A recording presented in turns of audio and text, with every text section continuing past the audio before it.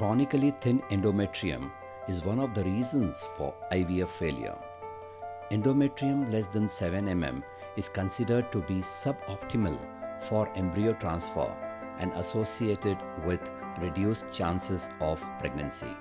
Common causes for the implantation failure: inadequate endometrial growth, reduced subendometrial blood flow, and decreased endometrial receptivity. After the failure of conventional treatment for thin endometrium, we need to face challenges like cycle cancellations, unplanned cryopreservation of embryos, risk of embryo transfer into an inadequately thin endometrium, and going for gestational carrier. The need of the hour is to have an effective solution. GCSF, granulocyte colony stimulating factor.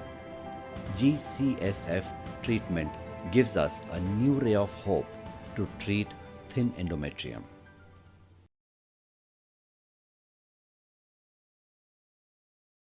Hello everybody.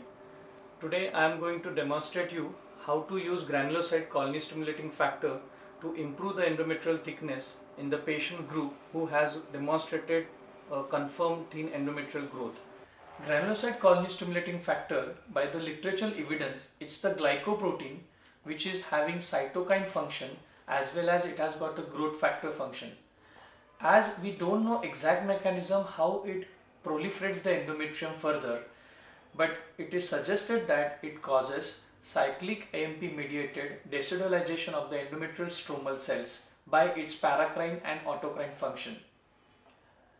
As we are looking forward for a new research or a new scientific data on this molecule, whatever literature evidence we have that was demonstrating that the granulocyte colony stimulating factor should be transfused on the day of SCG, classically if the patient shows endometrial growth below 7 mm. Dr. Norbert Gleicher is the first person to give this literature backup of certain patients where he has given granulocyte colony stimulating factor transfusion through the inside the uterine cavity to judge whether the endometrial growth is optimally happening or no.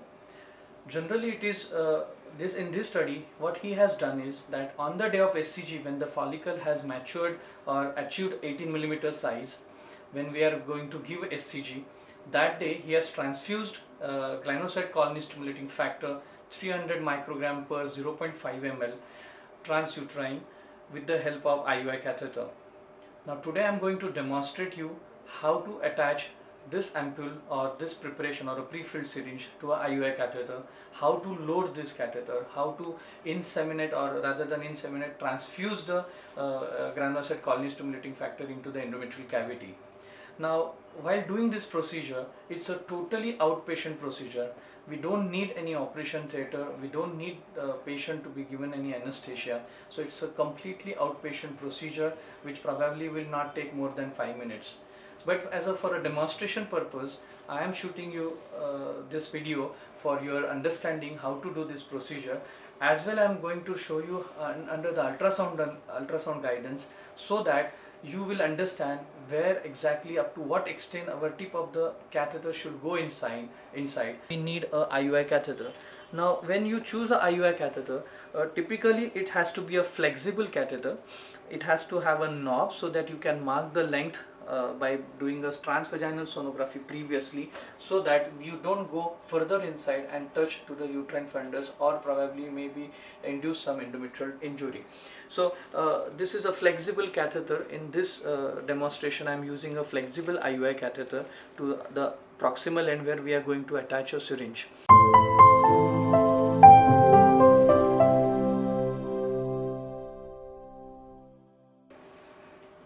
Let us understand how to load the catheter with the granulocyte colony stimulating factor solution. Now we have a preparation by Emcure company on X-Gast 300 microgram per 0.5 ml, which is a pre-filled syringe. As you open the cap of the pre-filled syringe, you have a needle attached to this, and you have to first, before loading into the catheter or getting attached to the catheter, you have to take some amount of air.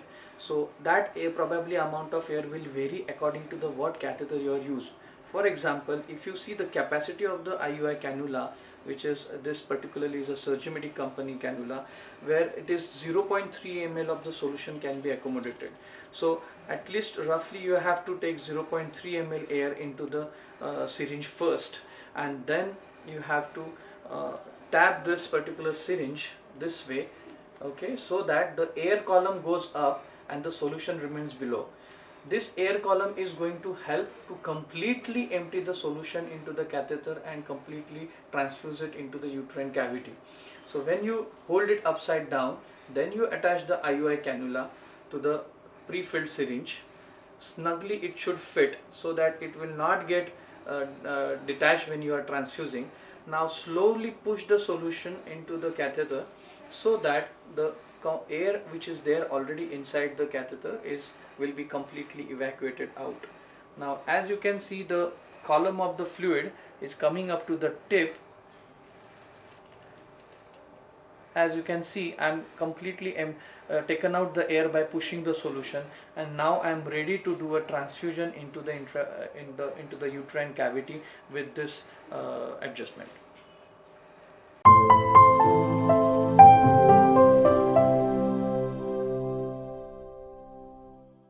Now I'm going to demonstrate how to transfuse granulocyte colony stimulating factor into the uterine cavity. As you see, a patient is in a lithotomy position, but as this procedure should be done in an outpatient department, so we don't need to take the patient, change the gown and take the patient inside the operation theatre. Patient should be in their normal clothes. Patient should be in a lithotomy position. There is no need of painting with the antiseptic solution.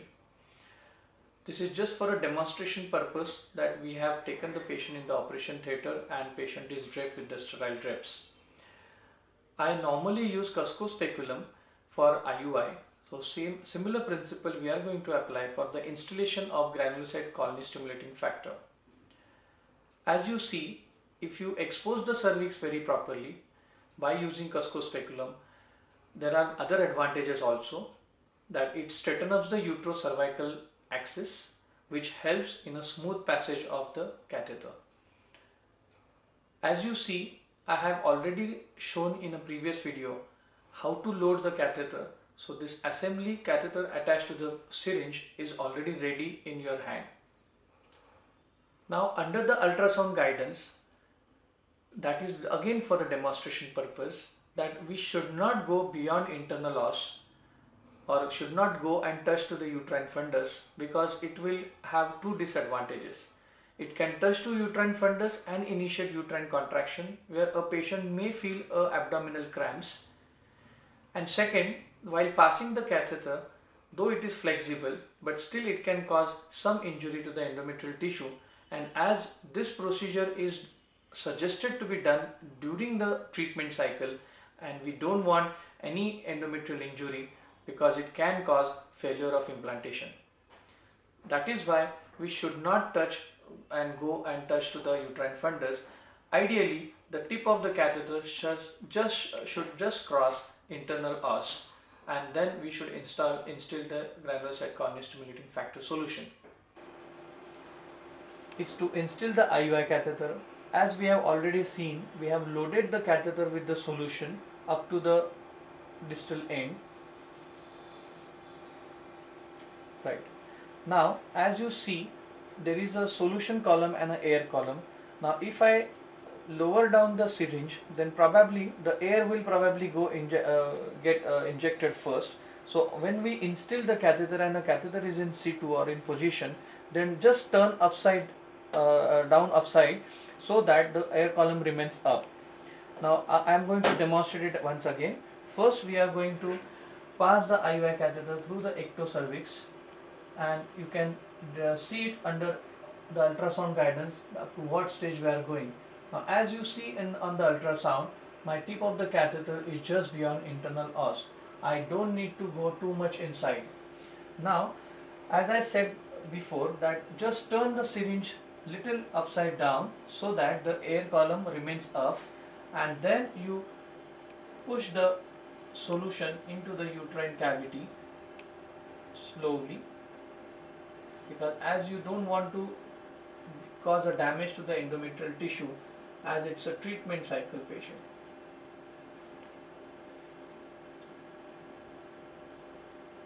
Now slowly I am pushing the solution into the uterine cavity. Now as you see, the solution from the syringe is completely empty, but there is a solution into the IUI catheter. To push that, this air column helps us. So as you push the air column completely, the whole solution will get instilled into the uterine cavity.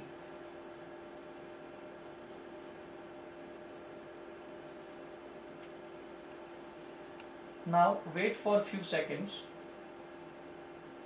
and gently remove the cannula outside.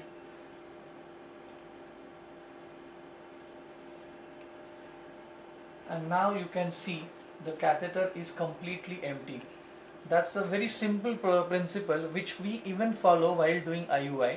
So it's the same principle we will apply when we have to transfuse the granulocyte colony stimulating factor, so that total 300 microgram dose is delivered to the uterine cavity.